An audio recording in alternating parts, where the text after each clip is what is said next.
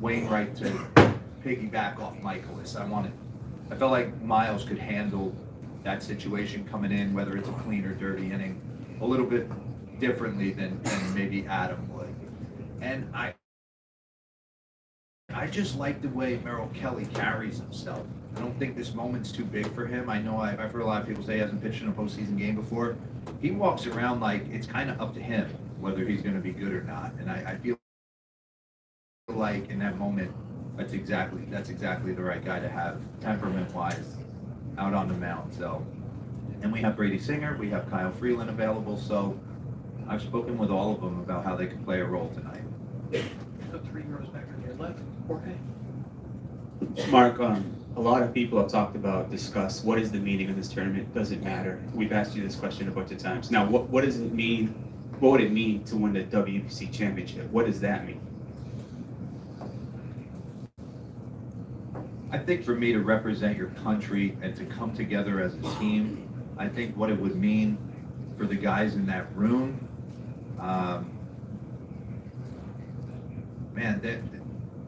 all I can say is they're fired up to go out and play tonight. I mean, for me personally, when I was given the managerial job, I was so far removed from it, 4 months removed from getting to this point, that I kind of didn't allow myself to get too deep into it. And then once you're thrust into this, the competitive juices are flowing so hard, and teams want it so bad, and the passion.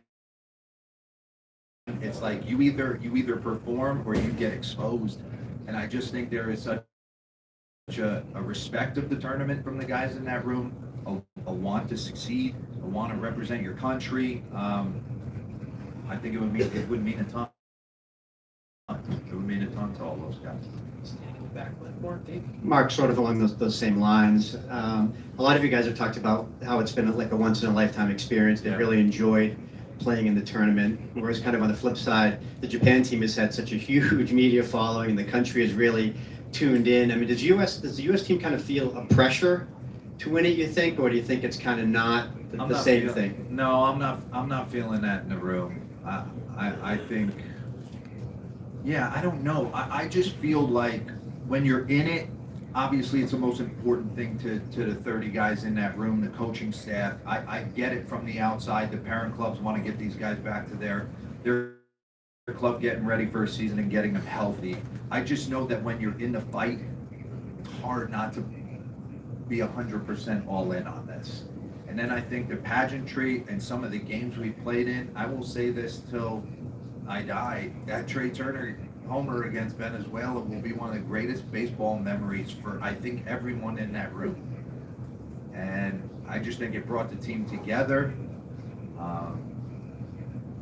Just the fans. I was fortunate. I came up with the Atlanta Braves and played on a lot of great teams and got a chance to go to the postseason in a million different ways.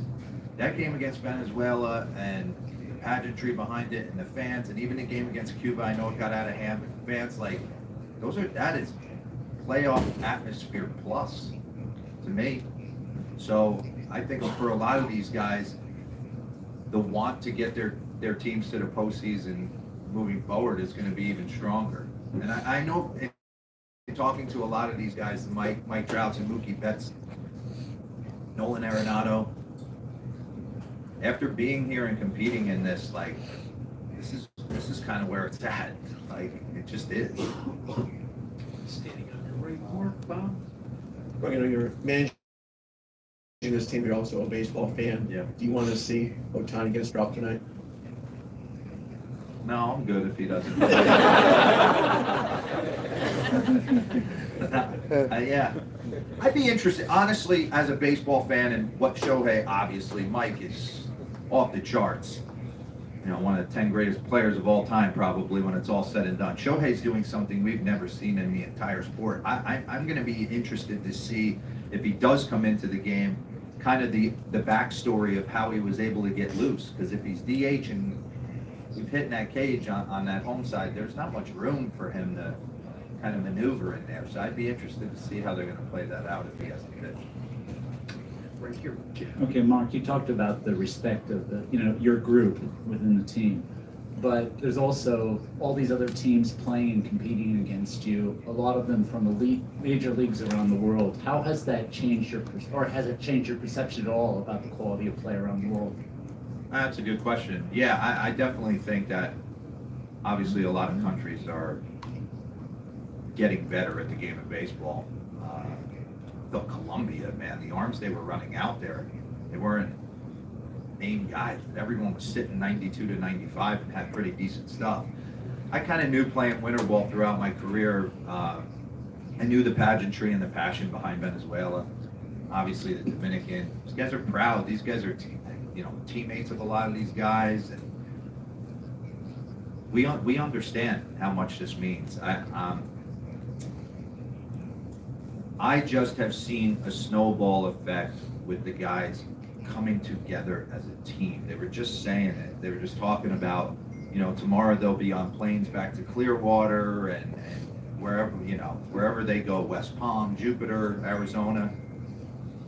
And it's going to be such a letdown for about 48 hours for them, right? Because you're thrust into postseason baseball, and then all of a sudden it's like, all right, I gotta get ready for 4 at-bats on a B field in spring training. It's just going to be tough for them to get up for those things. Ron, right here in the second row. Having done this now for a few weeks, are you intrigued enough to throw your hat in the ring when one of the 30 opens up? I mean, I've enjoyed every second of it, and if that opportunity presents itself, I'll certainly exhaust it and take a look at it. But I didn't do this for that to happen. I'm certainly not thinking about it right now. I just want to do right by the 30 guys in there and my coaches. And we have worked hard to get them to relax and play as a team and come together and have fun and gel, and it's happened. That's what I'm proud of. These guys are having fun being around each other. They're not trying to impress each other. I think that's the biggest thing, right? I always said this, I never saw Derek Jeter making out until I played with him in the WBC. Because all I saw was highlights every night, and all I saw was his good stuff. I'm like, oh, this guy strikes out too? And I think at times, when you're around these guys, you're trying to impress each other instead of going out and winning a ball game. And that has kind of gone out the window, and they're really enjoying competing with each other and passing the baton. That's been nice for me. Stand at your left, Mark. Scott. Mark, I wonder, considering Bryce Harper was one of the first players to commit to this, and you know him well, you played with him, I wonder if you've heard from him over the last couple of weeks. I haven't, and then shame on me. I was talking to JT and Trey and Schwartz. We should have had him come down here. I should have reached out to him and had him come walking through the clubhouse. He would have been all over this thing. So yeah, that one hurt. I kind of figured he was going to have when it was going down. I'm like, there's probably no way he's playing with us. But having him as a teammate at 19 years old, and then kind of just talking to him and picking his brain throughout the course of his career and seeing what he's become has been awesome. I would have loved to have had him be a part of this. Right there, Mark. Jessica. How have you seen the personality and identity of this team evolve since the start of the tournament? Yeah, I just think for me, it's the smiles underneath with the work. It's they become teammates instead of acquaintances. Talking to each other, picking the brains of each other on what they're trying to accomplish.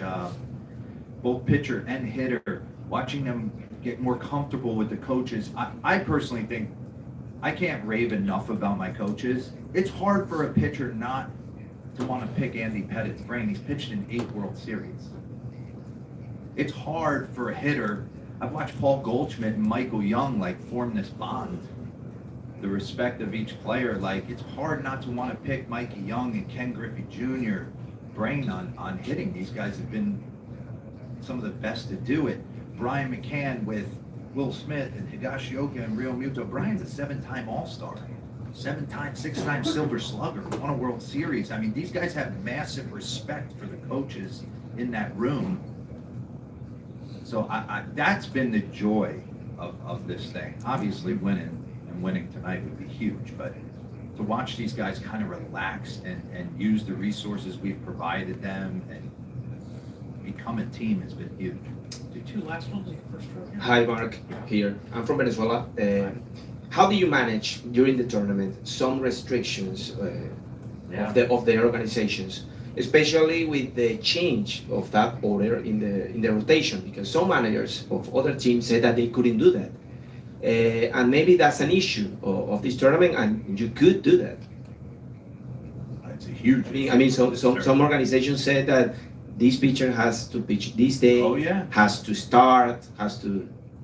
Well, that you know, just an example on that, that's why Nick Martinez isn't with us anymore, and I feel terrible about that because Nick wanted to stay, but I also understand that in order for him to break camp with the Padres, he had to get his innings in, and I couldn't guarantee him that. That has been the biggest thing, but I promised myself and Andy agreed that we were gonna not deviate from that. So every day we sit up. Last night, we were focused on Mexico, the way the game was going, and boom, it was Japan, and it was quick, and then we sat up till 2:33 in the morning trying to piece together, all right, who's available. The biggest problem I feel like I've had is the ability to, the minute I get someone up, they gotta come in the game. There's no, hey, sit back down, and I might get you hot again later in the game, which is what happens during the regular season. So that's been the toughest rub. It's like, because then you get asked, oh, were you late on this? Well, if I get a guy up after 2 hitters, he's gotta come in. What if the guy gets out of it? Then I lose him for the rest of the game? I don't wanna do that. So that's been the biggest adjustment. And it's funny, as this thing has progressed, the players are saying, well, don't honor that. But you kind of made that decision already to honor that, and it's worked out. I trust every guy in there, so it'll be fun. Very quickly, Eric, because Mark's players are here. Were you kind of surprised that Imanaga is starting Yeah. tonight instead of Darvish? And did you guys have enough time to prepare for him? Yes. I was surprised. You was on full rest.